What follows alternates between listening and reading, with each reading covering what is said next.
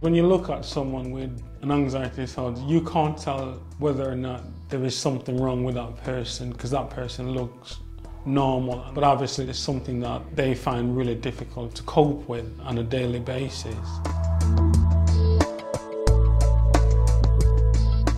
Went through the usual, taking antidepressant tablets and feeling atrocious. Saw psychiatrists and had a few spells in hospital. I used to feel very guilty about my family and the way it made them feel.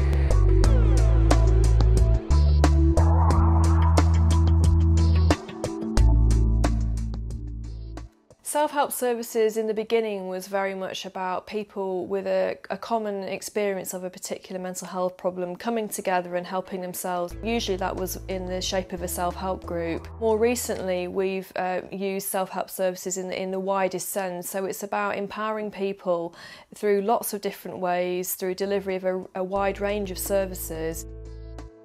Some of the services that we offer are things like our primary care mental health service, which comprises a team of skilled mental health practitioners who are also individuals who, as well as having the professional qualification, have also had personal experience themselves at some stage in their lives of living with a mental health condition. I do one-to-one work with people for about an hour at a time using CBT-based techniques, and I'm going to make sure that we're the right one for you and there's not a better one available out there. Quite often I'll know about the developments that are going on in this service and I can feed that back to my team, and that's good for them to know, what clients are we sending this way and what other services are they offering and what groups are they doing at the time. And it's always good for our service to be abreast of those developments. We also offer computerised cognitive behavioural therapy services, structured support groups and drop-in support groups, and a range of complementary therapy services.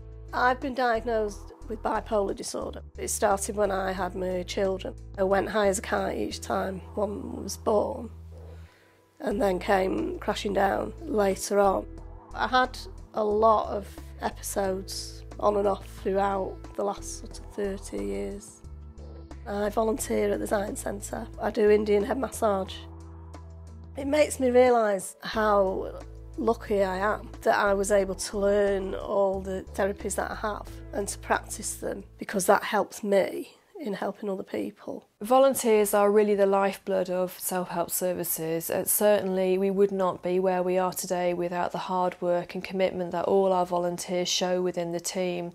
And I think the nice thing about self-help services is that we kind of act as a bit of an informal transitional employment project as well, because a spin-off from what we do is that we do support volunteers and individuals who come with a specific experience and often very low self-esteem and low confidence.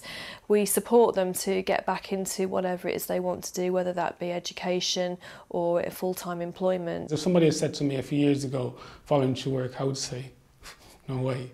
But I can see the benefits of volunteer work and how you can progress and move into full-time employment.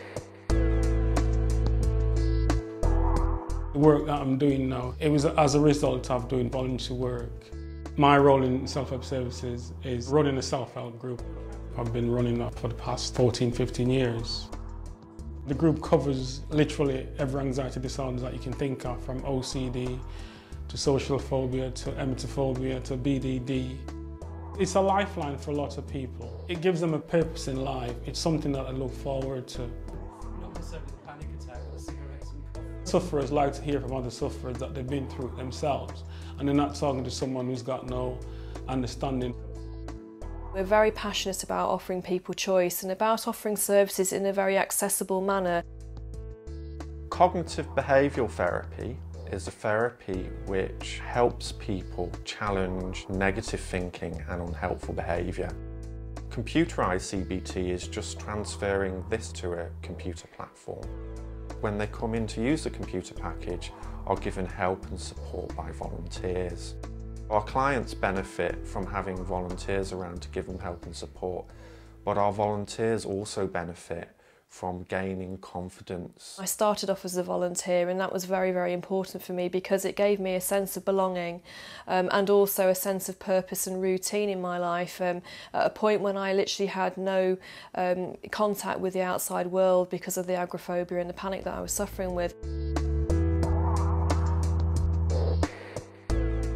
I get a lot from that, to see the change in people. Best job I've had. I never want anyone to experience the difficulties that I experienced when I started suffering with my problems. It gives me a great sense of satisfaction when I leave the building at night to see all the self-help groups in operation and to step back and see that there are literally thousands of people gaining support because of a small self-help group that I started 15 years ago.